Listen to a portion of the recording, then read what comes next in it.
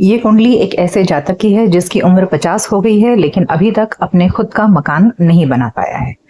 आइए जानते हैं कैसे देखते हैं इस चीज को कुंडली में। मकान का जो स्वामी है, जो मकान हम जिस भाव से देखते हैं वो है चौथा भाव।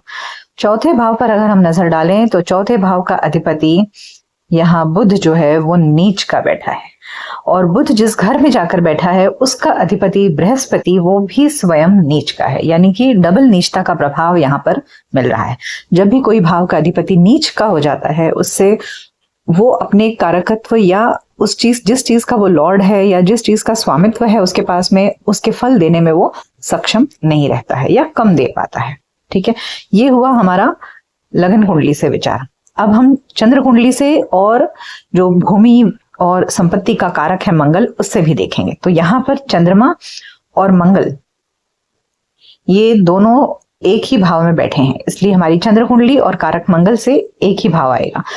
तो अगर हम यहां से देखें तो यहाँ 4th हाउस मीन राशि आती है। यहाँ पर स्वयं एक नीच का प्लैनेट आकर बैठा है और चंद्र कुंडली और मंगल कारक से चौथे भाव का अधिपति बृहस्पति बनता है, वो भी नीच का है। ठीक है, तो इस वजह से यहाँ जो नीचता है उस नीचता ने इस कुंडली को बहुत मतलब भूमि और संपत्ति से रिलेटेड फल देने में सक्षम नहीं रहा है। इतना ही नहीं, जब लग्नेश कमजोर हो जाए तो भी व्यक्ति अपने आप में वो कुंडली कमजोर हो जाती है।